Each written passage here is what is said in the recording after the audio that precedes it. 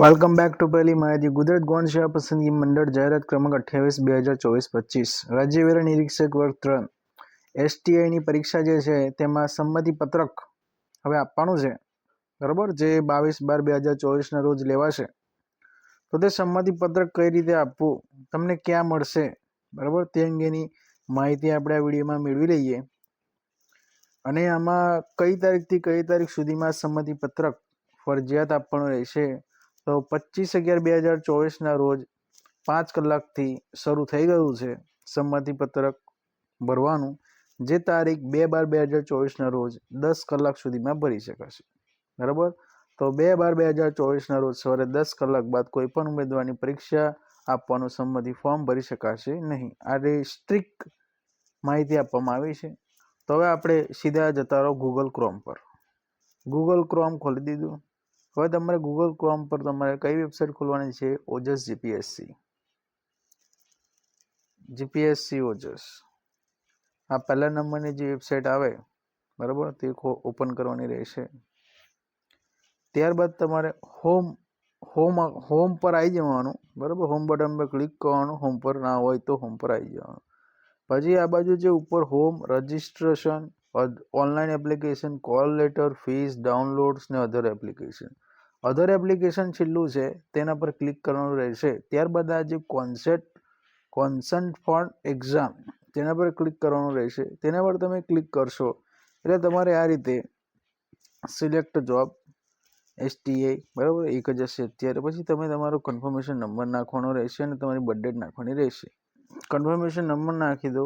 ત્યારબાદ તમારી birth date નાખી દો અને પછી જે કેપ્ચા આપેલો છે તે કેપ્ચા નાખી દો. JHEBR. આટલું કર્યા બાદ તમારે ઓકે પર ક્લિક કરવાનું રહેશે. ઓકે પર ક્લિક કરશો એટલે તમારે કંઈક આ રીતનું પેજ ખોલશે. તેમાં તમારી ડિટેલ્સ હશે, તમારું નામ, તમારી બર્થ ડેટ, તમારી કાસ્ટ, પછી કન્ફર્મેશન નંબર અને સૂચનાઓ હશે કે હું કન્ફર્મ કરું છું કે હું પરીક્ષા આપવા માટે આવીશ, બરાબર. તો શું છે, જો ઉપરની વિગતો હું સોગંદપૂર્વક જાહેર કરું છું અને તેમાં જો કોઈ ખોટી હકીકત જણાઈ આવશે તો મારી સામે તમામ પ્રકારની શિક્ષાત્મક કાર્યવાહી થશે, તેની મને જાણ છે, બરાબર. એ રીતનો ખુલાસો આપવાનો છે.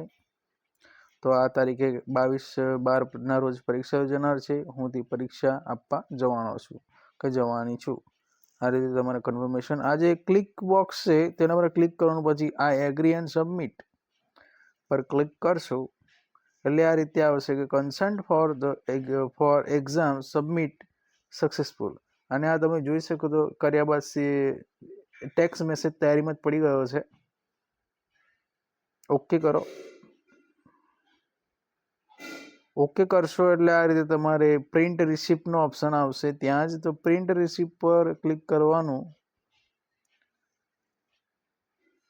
અને આ પ્રિન્ટ રિસિપ્ટ તમારે પ્રિન્ટ કરી લેવાની. આ રીતે પ્રિન્ટ પર ક્લિક કરીને,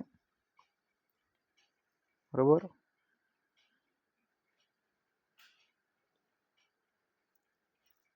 આ છે આપની પ્રિન્ટ રિસિપ્ટ, બરાબર. જો તમારી પાસે આ હશે ને જો તમારી કોલ લેટર ના નીકળે તો તમારી પાસે એક સબૂત હશે કે તમે આ રીતે સંમતિ પત્રક ભર્યું હતું. તો આ રીતે ચોક્કસ માહિતી મેળવવા માટે YouTube ચેનલ સબસ્ક્રાઈબ કરો અને વિડીયો ગમે તો લાઈક કરો અને જે તે લાગતા વર્ગતા ઉમેદવારોને શેર કરી દો, જેથી કરીને તેઓ પણ સમયસર પોતાનું સંમતિ પત્રક ભરી શકે.